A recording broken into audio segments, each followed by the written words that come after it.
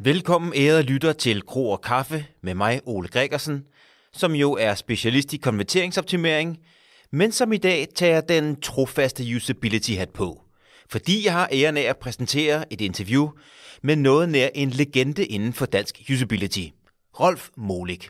En grand old man i branchen, et koryfæ, en helt i mine øjne. Hvis man har studeret usability eller user experience eller HCI eller brugergrænsefladedesign, så er det svært at komme uden om Rolf Molich. Og manden har i den grad været en inspirationskilde for mig i min faglige rejse. Og de, der har været medlem af SIGCAR Danmark eller UX Danmark, som det hedder nu, eller som har været på de tidlige UX-camps, kender Rolf som en lidt stridslysten, evigt konstruktivt nysgerrig og spørgelysten deltager, der ikke er bange for at sige, når kejseren ikke har noget tøj på. Og han har altid haft noget at have det i, hvilket du også vil forstå, når du lytter til ham i denne og de næste episoder. Rolf var så venlig at invitere mig på besøg i hans hjem i Værløse, hvor vi i hans køkkenalrum først talte om et af hans helt store bidrag til faget, nemlig Comparative Usability Evaluation, CUE. Og 10 CUE-studier er det blevet til over de sidste 24 år. Det blev en god lang snak på 45 minutter, som du her får i sin helhed, fordi det i mine øjne er interessant hele vejen. God fornøjelse. Kro og kaffe. Lad os starte med det første emne, nemlig de her CUE-studier eller CUE-projekter. Det er noget, du har brugt mange timer på gennem årene, helt tilbage fra 1998. Lad os høre det fra hestens egen mund, Rolf. CUE, hvad er det? Jamen, ideen til CUE opstod, netop som du siger, en gang i 98. Der var der en akademisk diskussion om usability-test. Gav de nu de samme resultater? Og dengang var man ret overbevist om, hvis du lavede 2 usability-test, altså 2 uafhængige usability-test, så ville der nok komme de samme resultater ud af det. Mm. Og jeg kløede mig lidt i nakken og sagde, det var jeg nu ikke helt sikker på det der, men jeg var jo nødt til at have nogle data på bordet. En ting er, at du har meninger, en anden ting er, at du har konkrete data. Mm. Så lige efter jeg var blevet medlem af dette amerikanske U-testforum, som jeg stadigvæk er en begejstret medlem af den dag i dag, så sendte jeg et spørgsmål ud der og sagde, sig mig, er der nogen, der har lyst til at lave det? Reglerne er så, I tester det samme program, I bruger den metode, som I foretrækker, I sender mig resultater. Ja. Og dengang foregik det hele med post. Det var inden internettet blev til noget. Så vi vurderede et program, der hed Task Timer for Windows, hvor de alle sammen fik tilsendt en diskette, og så testede de det. Og sandelig til vores store overraskelse opdagede vi, at resultaterne lignede overhovedet ikke hinanden. Mm. De kom til vidt forskellige resultater, de 4 mennesker, som var pionerer og deltog. Jeg deltog ikke selv, altså jeg stod lidt udenfor og vurderede resultaterne, og var bange for, at jeg ville være forudindtaget, hvis jeg også lavede en test og begyndte at sammenligne med de andre. Ja. Og de resultater fremlagde vi så på en konference i USA. Jeg tror, det må have været året efter. Og der havde jeg den fornøjelse, at altså de 4, der havde deltaget, de var så panelister, og jeg var så den 5. panelist. Ja. Og vi diskuterede, og rummet var stopfuldt. Og så, da vi var ved at være færdige, så fik jeg, det var ikke forberedt, så fik jeg den, synes jeg selv, smarte idé. Jeg sagde, sig mig, er der nogen, der har lyst til at være med til en runde 2? Fordi der havde været noget skepsis. Mm. Det der med, er det nu en videnskabelig rigtig metode, den jeg har brugt, og så videre, og så videre. Og så sagde jeg, venner, vi laver en runde mere. Og næste gang var der så 12 eller 13 med. Og der begyndte vi så allerede at teste på websites, sådan at der ikke var så meget, der skulle sendes frem og tilbage. Ja. Og der var det, så vidt jeg husker, et hotel-website, vi testede i anden omgang. Og siden er det gået slag i slag. Vi har lavet sammenlignende undersøgelser af inspektionsmetoder, altså uden usability-test. Mm-hmm. Vi har lavet nogle videoer, 3 videoer, hvor folk sidder og laver en usability-test, og alle ser det samme. De der videoer har vi så stillet til rådighed for folk, og så sagt til dem, sig mig, hvilke usability-problemer kan du se på de her videoer? Og stadigvæk, de fandt forskellige ting. Ikke helt forskellige ting, men ret forskellige ting. Ja. Men igennem de her studier, hvad har ligesom drevet dig til at blive ved med at ligesom undersøge, hvad er det ligesom, der driver dig? Hvad er det din nysgerrighed er omkring de her sammenlignende studier? Det er netop nysgerrighed. Ja. Altså, hver gang vi lavede en undersøgelse, så opdagede vi, gud, der er et hjørne mere, som vi mangler at undersøge. Ja. Der var også en af undersøgelserne, jeg tror det var COE 8, den beskæftigede sig med anbefalinger, altså når man nu havde et givet usability-problem, hvilke anbefalinger kunne man så gøre til at forbedre det? Og der var en af undersøgelserne, der beskæftigede sig med tidsmålinger, altså kvantitative usability-test. Ja. Hvordan så det ud, når det blev sammenlignet? Og jeg har da heldigvis været sådan, at efter COE 1, så har jeg ikke haft nogen som helst problemer med at rekruttere folk, tværtimod. Ja. Så jeg synes, det er meget glædeligt, at jeg ikke er den eneste, der er nysgerrig, men at der er andre, der siger, det her, det er jo en fantastisk form for videreuddannelse. Jeg kan sammenligne min måde at rapportere på de problemer, jeg finder, de problemer, jeg ikke finder, får jeg en saglig og gratis vurdering af, hvad jeg kan. Og det har været et særkende i øvrigt for næsten alle COE-undersøgelser. Der har været gratis at deltage. Altså, jeg har ikke fået en krone ud af det, andet end at jeg har holdt en del foredrag om det, og nogle af disse foredrag har jeg så fået betaling for. Men det er det eneste, jeg har fået ud af det. Så det er altså timemæssigt har det været en kæmpe underskudsforretning. Så man kan sige, udover at det har været et personligt projekt, du har ikke siddet alene med det hele vejen, der har været... Altså det er dig, der har drevet det og ejet det? Det er i høj grad mig, der har drevet og ejet det. Flere af artiklerne har jeg skrevet sammen med andre mennesker, fordi jeg godt ville være sikker på, at der var nogen, der prikkede mig på skulderen og sagde, specielt er jeg slemt til i videnskabelige artikler at sætte mine egne meninger, føre mine egne meninger frem. Og der har det været meget godt at have andre med. Blandt andet har jeg arbejdet sammen med Morten Herzog, som nu er professor på Københavns Universitet. Og han er ekstremt dygtig til at skrive artikler og trække de videnskabelige artikler og trække de væsentlige ting frem. Det her domæne omkring kvalitetssikring af de metoder, som vi arbejder med, for eksempel det at afvikle en brugertest, altså, eller at lave en evaluering, er det sådan et nørdet akademisk projekt, eller er det noget, der også har genklang ude i branchen? Hvad er din oplevelse af, hvad de her studier har været brugt til, og hvordan de bliver modtaget rundt omkring? Altså, for det første må jeg sige, at jeg er jo rystet, når jeg er ude og holde foredrag, over hvor få, der har hørt om de der resultater. Min kære kollega Jakob Nielsen har jo engang sagt, at 5 brugere er nok til at finde 85% af alle problemerne på et website. Og det har samtlige COE-undersøgelser gendrevet klart og voldsomt. Men det er det, jeg hører, at folk tror, når jeg er ude og holde foredrag. Den kommer vi helt klart tilbage til. Når jeg spørger efter det der med, hvor mange brugere skal der til for at finde 85% af problemerne på websites, så svarer næsten alle 5. Og når jeg så spørger, hvor fanden ved I det fra, så siger de, jamen det siger Jakob. Ja. Så der må jeg sige, at der har min mission været lidt spildt, fordi blandt akademikere er det nok kendt, men jeg vil jo meget hellere have, at det var kendt blandt praktikere. Ja.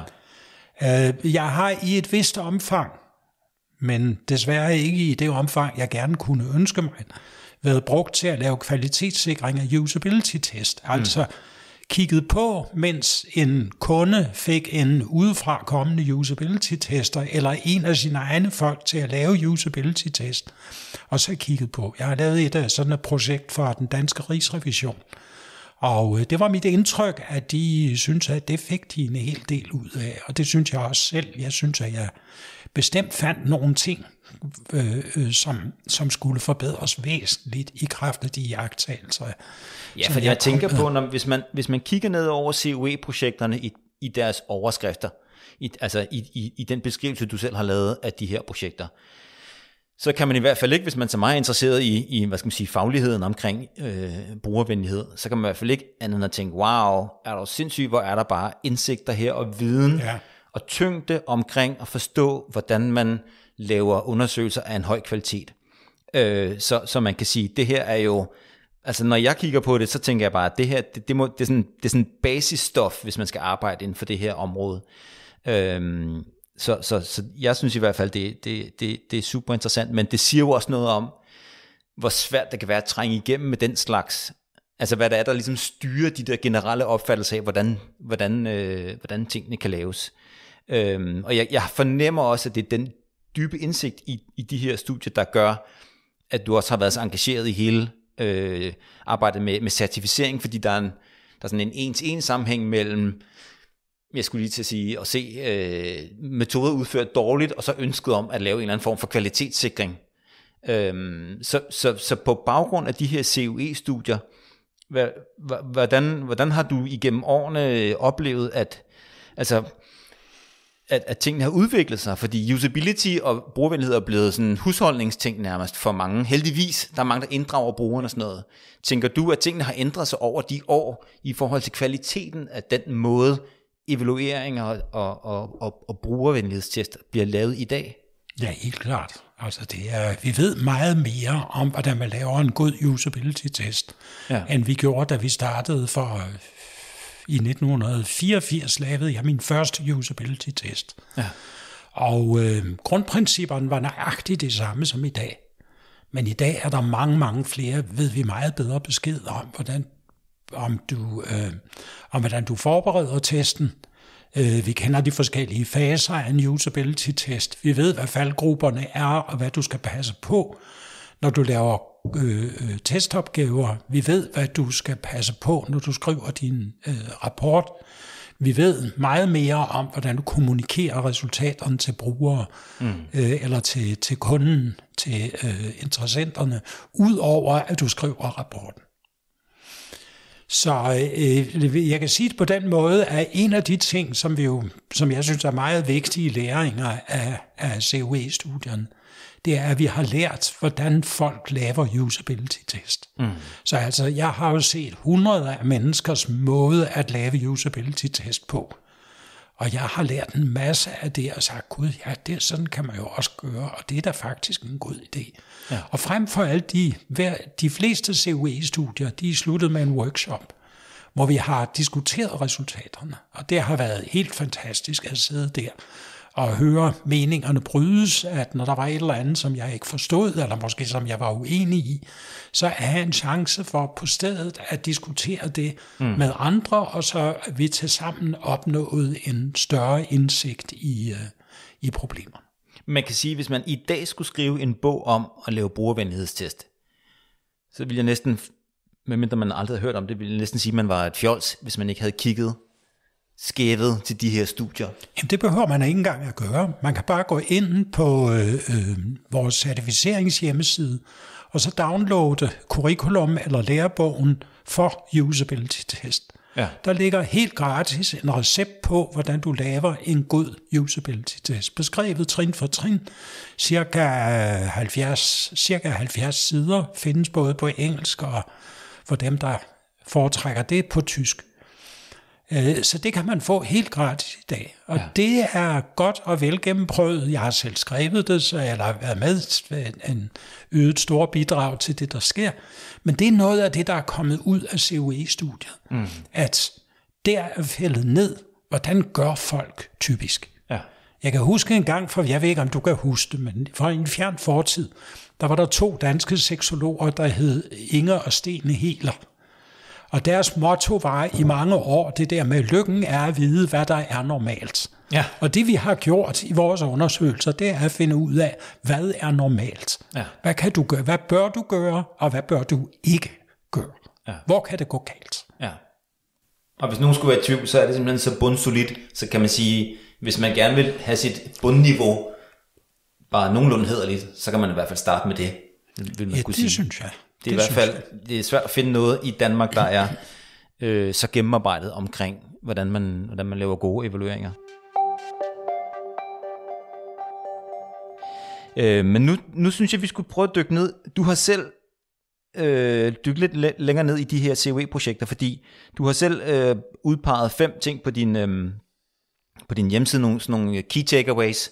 Og jeg vil ikke gå igennem dem alle sammen, men der er nogle af dem, som jeg så synes er interessante i sådan en nutidig sammenhæng. Det er ikke fordi, at det er nogle forældede studier, men fordi, at hvis vi skal se på det nu og her, og hvordan man skal sige, branchen ser ud i dag, så er der nogle særlige ting, der er interessante. Du har selv taget hul på den første, myten om de 5 brugere. Vanvittigt interessant. Hvis man googler, det er der jo mange, der gør nu til dags, i stedet for at hente svaret et andet sted, hvor mange testpersoner skal der være i en brugertest, så ender man meget ofte med resultatet 5. Og en af grundene til, at man gør det, har du allerede selv nævnt, det er, at et af de topresultater, der dukker op i Google, det er fra Nielsen Norman Group, som jo er, må vi sige, en anerkendt institution og etableret institution i forhold til det her med usability. Og Norman Nielsen Group, for dem, der ikke ved det, der kan man sige, der indgår jo så Jakob Nielsen, som du nævnte før. Ham kan vi vende tilbage til, men ham har du også arbejdet sammen med. Men det er på baggrund af hans studie fra 1994, tror jeg, 1993, altså det er ret mange år siden. Det er baseret på et studie fra 1993, hvor han så påpeger, at man kan finde 85% af alle problemerne med 5 testpersoner. Så det er det, der ifølge dig er myten her. Ja. Så lad os lige prøve at høre lidt mere om den key takeaway. Hvad er det, der er problemet med den her opfattelse af, at man kan finde 85% af problemerne med 5 testpersoner?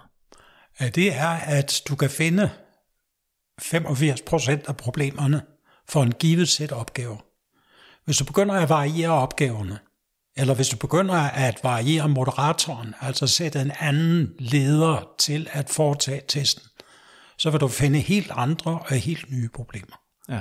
En af de ting, vi fandt ud af i COE-undersøgelserne, det var, at for eksempel for et komplekst hotelwebsite, der var der i hundredvis af usability-problemer på hele sitet. Og du kan simpelthen ikke nå på et studie med 30-40, hvor du måske har 30-40 timer til rådighed, kan du ikke nå at finde mere end 20-30 problemer. Og selv hvis du fandt dem alle sammen og beskrev dem, så vil du stå med en fuldstændig ubrugelig usability-testrapport, som beskrev 300 problemer, og altså folk vil jo løbe skrigende bort for sådan en rapport. Så kunsten består i, og det er også faktisk det, som Jakob siger i dag. Han siger, 5 brugere er nok til at drive en nyttig iterativ cyklus. Altså, test med 5 brugere, gå tilbage og ret de problemer, som du har fundet. Hvis du har tid, så test igen.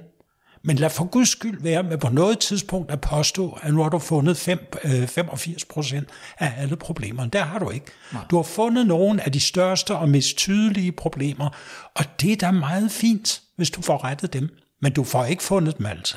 Nej, så det handler meget om forståelsen af, hvad det er, man kan med de 5 brugere. Ja, det er ikke et udtryk for, at det er forkert at teste med 5. Nej, bestemt ikke. Tværtimod. Det går jeg selv meget ind for de 5 brugere. Altså det kan være, det er 4, det kan være, det er 6. Men 5 brugere er et udmærket kompromis mellem omkostninger og udbytte. Ja. Hvis du tester med 10 brugere, så lærer du næsten ikke noget nyt af den 8., 9., 10. bruger. Hvis du tester med 2 brugere, så er der en væsentlig risiko for, at der er nogle problemer, alvorlige problemer, du ikke opdager, fordi brugere er så forskellige. Ja. Så 5 er et fremragende kompromis. Ja. Et fremragende kompromis. Yes, men det tror jeg er en god måde at sige det på. Jeg tænker, at det er jo stadigvæk interessant, både i forhold til det, jeg sagde med Google før, og det du selv nævnte, at der kan godt lidt eksistere sådan en myte om, at hvis du tester med 5, så er det sådan set godt nok, og der vil jo også være virksomheder, der spørger mig, hvor mange skal vi teste med? Jamen så er svaret også 5. Ja. Altså svaret på alle de der spørgsmål er 5. Den eneste advarsel, det er at lade være med at bilde nogen ind, at du har fundet alle problemerne. Ja. For det har du ikke, det er umuligt. Ja. Selv med vores største undersøgelse, hvor der var 16 forskellige teams, der undersøgte det samme website på det samme tidspunkt, men uafhængig af hinanden naturligvis, der nåede vi op på 300 problemer i alt, der blev fundet. Ja. Og vi kunne se, at selv ved den sidste rapport, hvor der ville jeg jo have gættet på forhånd, når jeg nåede til den sidste rapport, som jeg skulle have med ind i mit kæmpe Excel-spreadsheet, så sagde jeg, nu kan der altså ikke komme nogle nye problemer. Jo, cirka halvdelen af problemerne, der stod i den sidste rapport blandt 16, var nye, og jeg sagde, nå ja, det er jo rigtigt. Ja. Og der var meget få falske problemer. Altså, der var meget få problemer, hvor vi sagde, det der, altså nej, den er trukket hjem over rødderne. De var alle sammen regulære problemer. De er selvfølgelig ikke dybt alvorlige problemer, altså. Mm. Det bringer mig til det næste punkt, som er også et af de key takeaways, du selv nævner. Det er det her med antallet af nu hedder det usability issues i den engelske oversættelse. Ja. Vi kan kalde dem emner eller punkter, man finder. Og det siger jeg også på den måde, fordi lige at understrege, det behøver ikke være problemer, det kan også være positive ting. Ja, og det, hvis jeg lige må fange den et øjeblik, det er utrolig vigtigt, at du ikke bare rapporterer problemer. Så du står som en eller anden gnavpotte eller en kverulant, der kun kan kritisere. Mm. Det er vigtigt, at du også får de positive ting med af 2 grunde. Nummer 1, for udviklingsteamet ikke fjerner et eller andet, og så bagefter får de at vide, jamen gud, det synes brugerne jo var altiders. Og grund nummer 2, det kan vi citere Mary Poppins for, med en skefuld, with a spoonful of sugar, the medicine goes down. Ja.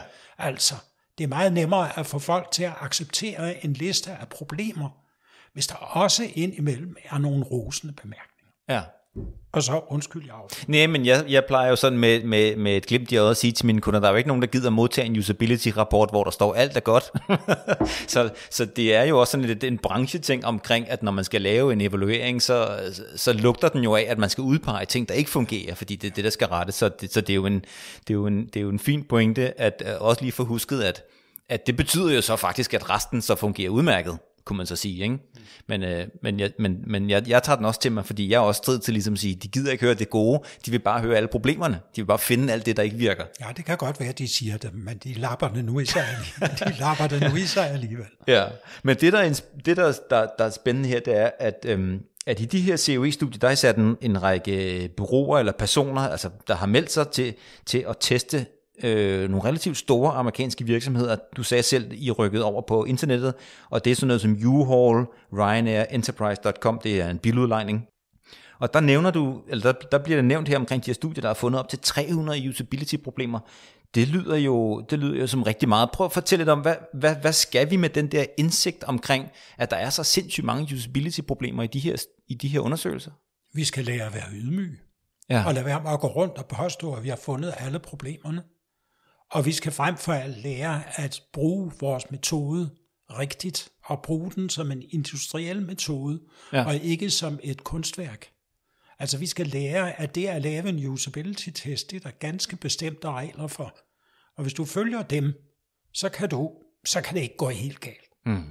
Men for eksempel noget af det, jeg ser, når jeg bedømmer folk, der indleverer en usability-test til bedømmelse, fordi de gerne vil have det, vi kalder CBUX UT-certifikatet, så er der mange, der laver meget lette testopgaver, for nu at sige det venligt. Mm. Med det resultat, at de finder ærligt talt ikke nogen særlige problemer. Eller de laver 2 testopgaver i samme sæt, som ligner hinanden kraftigt, for eksempel på et vejrsite, der finde ud af, hvordan vejret er i København, og den næste opgave lyder at finde ud af, hvordan vejret er i Odense. Mm. Og det lærer du altså ikke ret meget om usability, at finde vejret i Odense, når du lige har fundet vejret i København. Mm.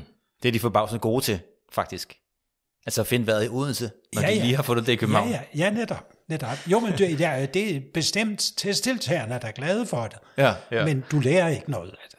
Fordi når du siger det, så kommer jeg straks til at tænke på, at så er der jo også hele det område, du nævnte det ganske kort lige før, det her med de falske positiver, men også hele den ting omkring, vi kunne kalde det som overskrift, sådan say-do-problematikken, altså det her med brugertestens svaghed i forhold til, at de mennesker, du tester med, i hvert fald i Tænke Højt-protokollen jo, er nogen, der selv skal sætte ord på tingene.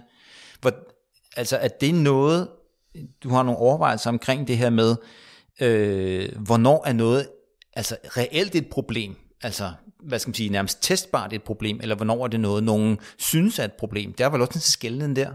Jamen, vi har jo en graduering af problemerne. Ja. Altså vi har det, der hedder småting, eller mindre problemer, hvor brugeren stusser, eller går i stå i 10 sekunder, og så kommer i gang helt af sig selv. Ja. Så har vi de alvorlige problemer, hvor brugeren går i stå, 2 minutter, går nogle omveje, men alligevel omsider når frem til målet. Men det har taget væsentligt længere tid end beregnet. Ja, så vi taler om de observerede problemer, kan man sige. Mere end... Og så er der de kritiske problemer, hvor brugeren går i stå, eller endnu værre, hvor brugeren tror, at han har gjort et eller andet, men i virkeligheden har han gjort noget tredje, eller han tror for eksempel, at han har bestilt en flybillet, men det har han altså bare ikke. Eller som jeg var ude for her en gang, jeg troede, jeg havde bestilt afhentning af mit juletræ, og jeg satte pænt juletræet ud på vejen. Men de tog det sgu ikke med, fordi det viste sig, at jeg havde glemt at trykke på den afsluttende knap. Ja, men det er også lidt, og det er lige brød ind, men det var det her med de observerede problemer, fordi man kan sige, en udfordring, man kan have med brugertesten, som jo så heller ikke er en del af de her studier, det jeg tænker på, om det så ude i virkeligheden er et problem. Altså den der kobling til, om noget optræder som et problem i en test, fordi en bruger sidder og synes, at det er et problem for mig, men at det i virkeligheden slet ikke bliver noget problem i den faktiske brug. Er det en skelnen, altså hvad skal man sige, kritikken at tænke højt metoden? Det ved jeg ikke. Jeg har ikke hørt den kritik ellers. Altså jeg betragter tænker højt metoden som en ret realistisk metode, der giver fornuftige resultater, som man godt kan stole på. Ja. Så bare lige for at nævne det kort, i COE-studierne er der også nogle rigtig spændende overvejelser omkring sammenligninger mellem brugertest og, nu kalder jeg det ekspertvurdering. Det er mine termer her, fordi det er helt tydeligt, at terminologien er ikke ligegyldig, og det kan vi også tale om, når vi skal tale om den heuristiske evaluering, altså hvad man kalder tingene, eller hvad det er, man er ikke helt lige meget, som jeg kender dig. Men altså en sammenligning mellem at lave en brugertest med testpersoner, der bliver stillet nogle opgaver, og så en specialist, ekspert, whatever, en person, der udpeger noget, som den person mener vil være et problem for nogle givne brugere. Er det rigtigt forstået? Det er sådan de to aspekter. Ja, men altså, der er flere, for altså fællesbegrebet er en usability-evaluering. Ja.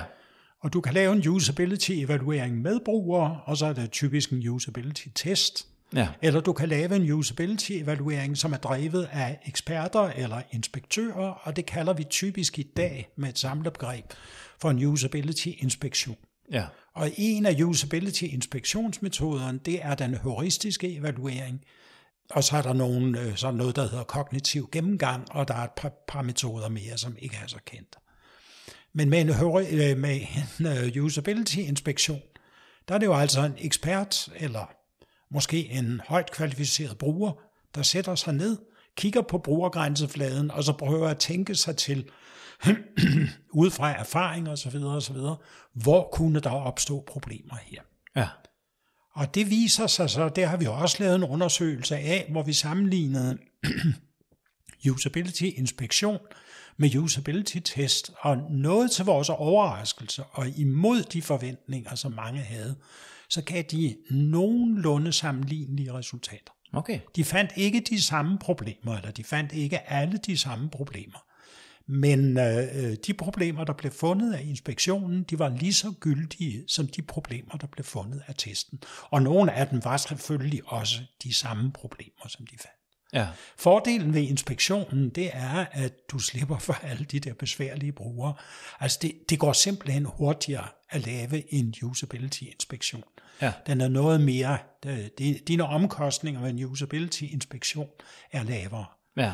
Dog med det meget, meget væsentlige forbehold, at hvis organisationen ikke er usability-moden, altså ikke er indstillet på at acceptere resultaterne fra en inspektion, men begynder at stille modspørgsmål, jamen sig mig, altså det er jo hans mening og det der.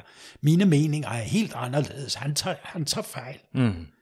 Jamen så skal du lave en usability-test, fordi der er ikke så mange, der kan se en bruger virkelig kæmpe med et system, som ikke bliver overbevist om, der er sgu nok noget, vi skal se og få gjort noget ved, selvom det er en ubehagelig erkendelse at få, fordi vi skulle jo egentlig have sendt systemet på gaden i morgen, eller vi skal sende systemet på gaden i morgen, velvidende, at der altså er alvorlige problemer. Men vi har jo alle sammen mødt dem med nej-hatten på, der også siger, at hvis du spørger 5 brugere, så får du 5 forskellige meninger og den slags. Jamen det gør du. Det kan du også gøre, men ja. Pas lige på med det der.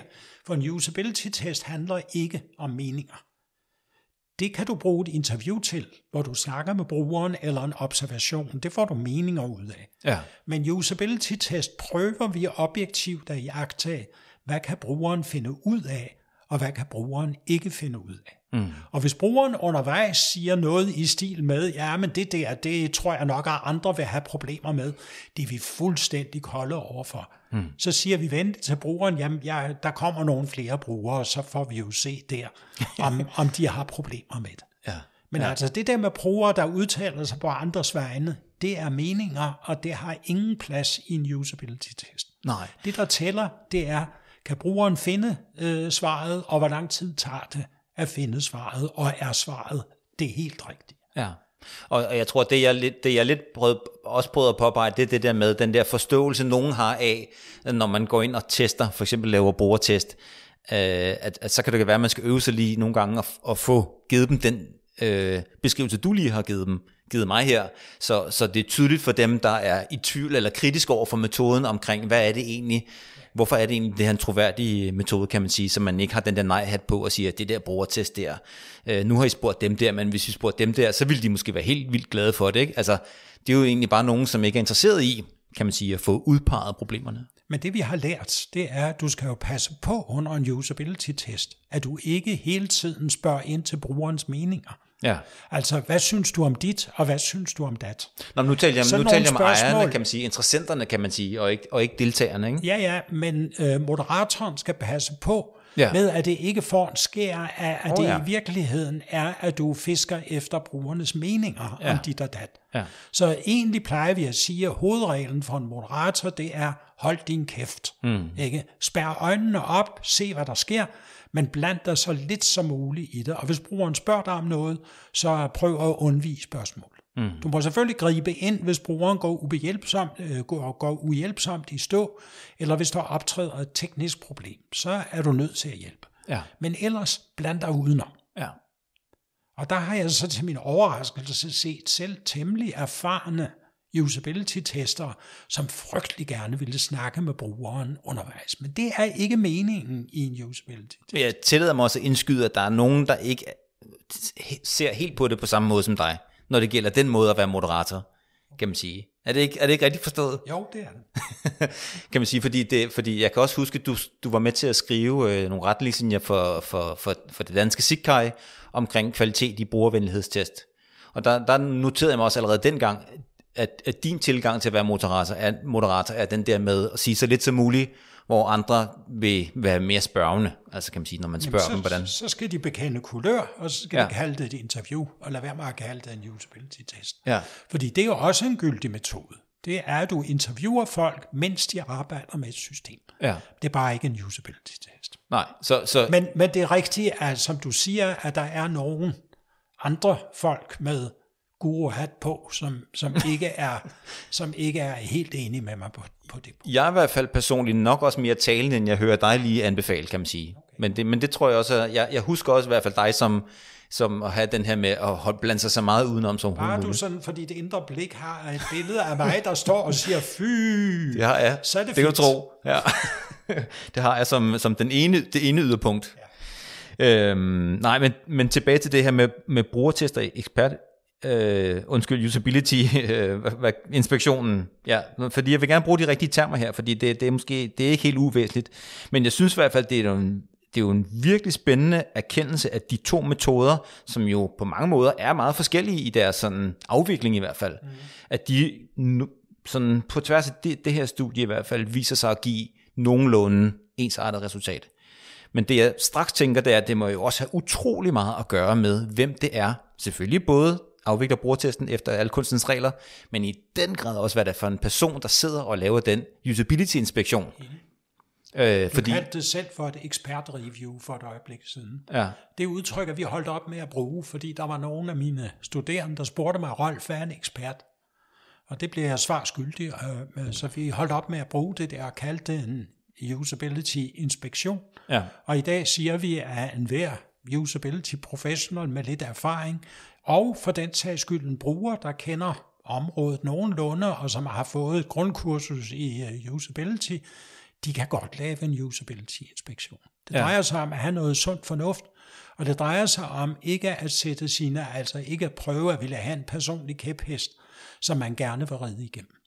Så det er en god idé, om man der kender for eksempel Nielsens 10 heuristikker, eller ISOs 10 dialogprincipper, når man går i gang med det der. Eller i hvert fald har forstået grundidéerne i, hvordan en god brugergrænseflade har. Altså den taler brugerens sprog, den viser gode fejlmeddelelser, når det går galt, den giver feedback, osv. osv. Ja.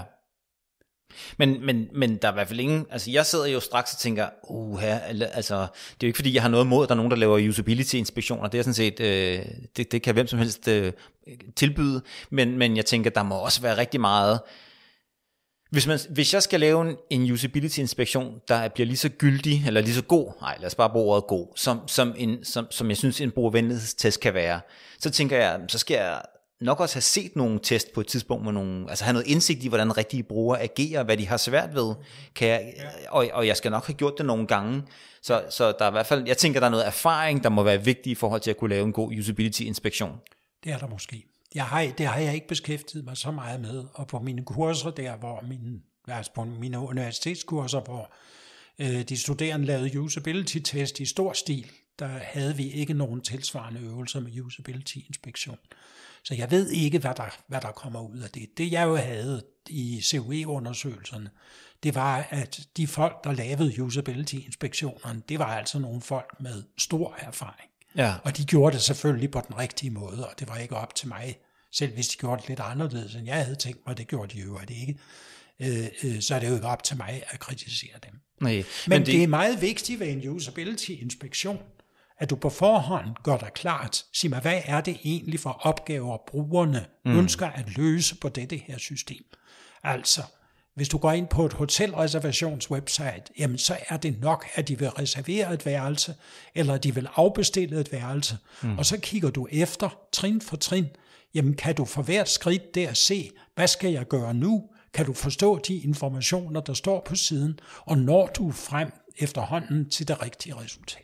Ja, men grund til at bare sådan undre mig lidt her, eller synes, at det er et spændende resultat fra den her undersøgelse, det er jo, at for brugertesten kan jeg se, at, som vi talte om før, at du selv har været med til at definere utrolig mange aspekter af en række faser igennem testen, altså både fra planlægningen til hele vejen igennem til afrapporteringen, hvor du ret præcis kan sige, hvad høj kvalitet er. Men i usability-inspektionen kan man måske, lyder det som om, der er meget mere rum for, hvordan det kan gøres. Altså der er en meget mindre sådan slavisk måde at gøre det på. Du nævner selv, altså der er ikke engang noget krav til, at man skal lægge sig på en bestemt evalueringsmetode. Men den kan man også lidt selv vælge. Kan man også komme og sige, alt det der med heuristisk evaluering, altså jeg har lavet min egen. Ja, det kan du da godt. Ja. Men du kan godt se, at det kommer til at virke som om, der er et misforhold mellem, at de to metoder kan give nogenlunde det samme resultat, eller hvad? Er det bare mig, der... Det er nok, fordi i de sammenligninger, jeg har lavet, der har folk, som jo altså var meget erfarne usability-folk. Dygtige mennesker. Ja. De brugte en metode, som lignede den, som jeg også har opfordret til. Ja. Det slår mig i øvrigt nu, at vi lavede faktisk en undersøgelse, der hed COE3, hvor en række danske usability-folk lavede vurderinger af et bestemt website, altså en inspektion. Og der så vi netop nogle problemer med, at nogle af de folk der, de var ikke så dygtige til det. Og der opstod så problemer med, at der blev rapporteret nogle ting, som var på kanten af at være forkerte, eller var småting. Ja. Fordi det er det, der kan gå galt med usability-inspektionen, det er, at du siger, at den farve der er på forsiden, den er blå, men den skal være lyseblå i stedet for. Altså, formodentlig ret ligegyldige ting. Men der må det jo virkelig være interessant med de falske positiver, fordi der er jo, når det ikke er baseret på en observation, må du i den grad kunne udpege ting, som, og nu vender jeg tilbage til det, jeg sagde før, ikke går hen og bliver et problem i den virkelige verden. Eller hvordan vurderer man i en usability-inspektion, nu ved jeg godt, vi nørder lidt her, ikke? Men altså, hvordan i en usability-inspektion, spørger jeg bare, fordi jeg er nysgerrig, hvordan kan man vurdere, om noget er et gyldigt problem eller ej, når det er noget, som er udpeget af en person? Altså så skal man vurdere det op imod noget faglig viden omkring, hvornår noget er et problem. Jamen, du kan jo gå ind på sitet, og så sammenholde det med dine egne erfaringer, og så vil jeg sige, jamen det der ser fornuftigt ud, eller det der ser ikke fornuftigt ud. Ja. Men nogle af de senere undersøgelser, der var vi jo ikke bare en, der vurderede resultaterne, men 2. Ja. Det viste sig at være meget vanskeligt at rekruttere folk til at lave den der opgave, altså lave den dobbelte evaluering. Fordi de folk, der er kvalificeret til det, de har ikke tid og ikke lyst. Altså det tager ufattelig lang tid. Og jeg kan huske ved en af undersøgelserne, jeg tror det var COE4, der var jeg ved at bide tænderne ud på det, fordi der til sidst var så mange problemer. Så jeg var lige ved at opgive. Jeg gjorde det heldigvis ikke, vi kom igennem, og det er jeg glad for i dag, men der var godt nok nogle mørke aftener der, hvor jeg sad og fedtede med de der resultater for at finde ud af. Fordi det jeg kan huske, der gav problemer, det var at finde en definition på, hvornår er 2 problembeskrivelser ens. Altså der er 2 deltagere i COE-undersøgelsen, de rapporterer 2 forskellige problemer. Jeg skal finde ud af, er det til syvende og sidst det samme problem? Ja. Fordi de bruger vidt forskellige ord på at beskrive det. De har jo lavet det uafhængigt af hinanden. Og er det så det samme problem? Og der gik noget tid, inden jeg nåede frem til en brugbar definition på, hvad vil det sige, at det er det samme problem, de har fundet. Ja. Vi kommer sikkert til at tale om noget tilsvarende, når vi skal tale om den heuristiske evaluering, fordi det læner sig jo op af usability-inspektionen. Jeg tænkte lige på at runde af i forhold til COE her, som vi allerede har talt om, der de 3 sidste studier, eller 3-4 sidste studier, handler en del om det her med kvaliteten af testopgaver, kvaliteten af den måde, man kigger på observationerne, altså evalueringen af observationerne, og så det her med testlederens rolle, alle jo et utrolig vigtige kvalitetsparametre i enhver brugertest. Kommer der flere COE-studier? Der er ingen planer om det i øjeblikket.